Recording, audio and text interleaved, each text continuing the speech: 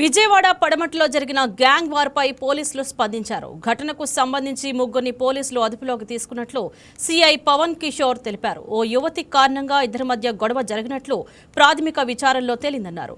18 ఏళ్లలోపు పిల్లలకు కార్లు కొనివ్వడం సరికాదన్నారు. స్ట్రీట్ ఫైట్ కు సంబంధించి విచారణ కొనసాగుతుందన్నారు. గొడవలో ఎవరికి ఎలాంటి గాయాలు కాలేదన్నారు. కేవలం వాహనాలు మాత్రమే ధ్వంసం అయ్యాయన్నారు. బెజవాడ పడమటిలో కార్ల ఫైట్ కు సంబంధించి లేటెస్ట్ అప్డేట్ మా కరెస్పాండెంట్ బిందు అందిస్తారు.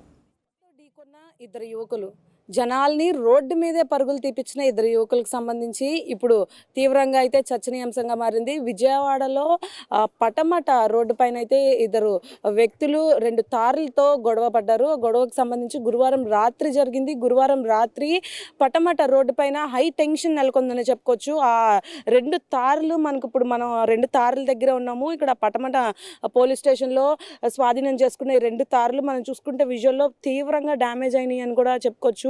వీరిద్దరికి సంబంధించి పూర్తిగా అంటే నిన్న నైట్ చూసుకుంటే పూర్తిగా ఈ ఢీకొనడంతో పూర్తిగా దెబ్బతిన్న పరిస్థితి కనిపిస్తుంది.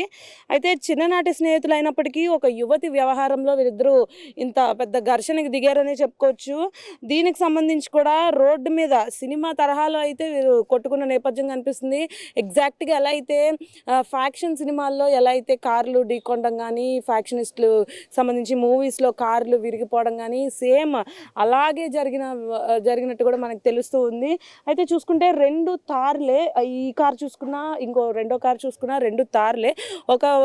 ఈ కార్కి సంబంధించి అయితే ఇది రోహిత్ కార్ అయితే అది చూసుకుంటే ఓం బిర్లాకి సంబంధించిన కార్ అని చెప్పుకోవచ్చు.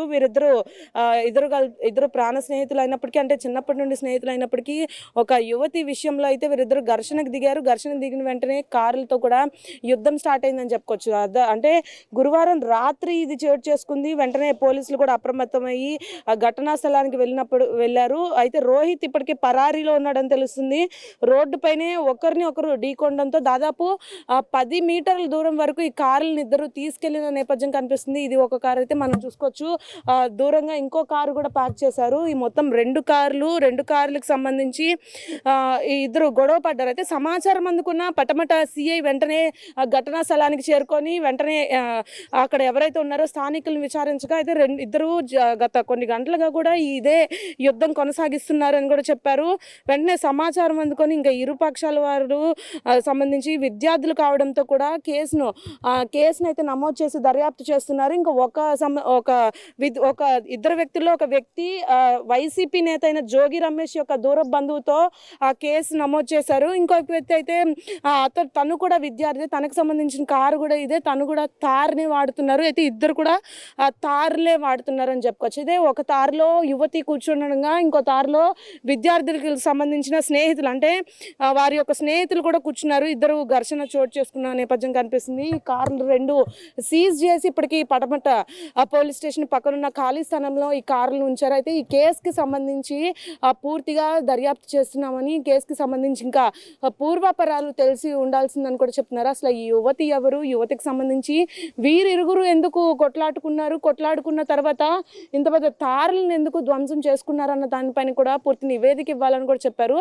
అయితే ఒక పక్కన చూసుకుంటే ఈ ఓం అనే వ్యక్తి వైసీపీ నేత జోగి రమేష్ దూర బంధువు అవ్వడం వల్ల కొంచెం ఏమన్నా ఈ కేసు నుండి తప్పుదోవ పట్టించే ప్రయత్నాలు ఏమైనా జరుగుతాయా, లేకపోతే ఇటు సైడ్ కూడా సంపన్నుల కుటుంబానికి చెందిన వ్యక్తి కాబట్టి ఈ 2 ఒక యువతికి సంబంధించిన వ్యవహారంగా చూసుకున్నప్పటికీ కూడా 2 వర్గాలకు సంబంధించిన గొడవగా కూడా పరిగణనలోకి తీసుకోవచ్చు. 2 వర్గాలకు సంబంధించిన గొడవ కాబట్టి ఇంత ధ్వంసం అయినప్పటికీ అవి ఎవరు, అంటే ఇరు వర్గాలకు సంబంధించిన వారు ఎవరు బయటికి రాలేని నేపథ్యం కనిపిస్తుంది. అయితే కేసు అయితే నమోదు చేశారు కానీ ఈ తార్లు చూసుకున్నట్లయితే 2 కార్లు పూర్తిగా ధ్వంసమైన నేపథ్యం కనిపిస్తుంది. ఇది ఇక్కడ పరిస్థితి. వీడియో జర్నలిస్ట్ సాయితో Bindu, YK news, Vijayawada Patamata police station నుంచి.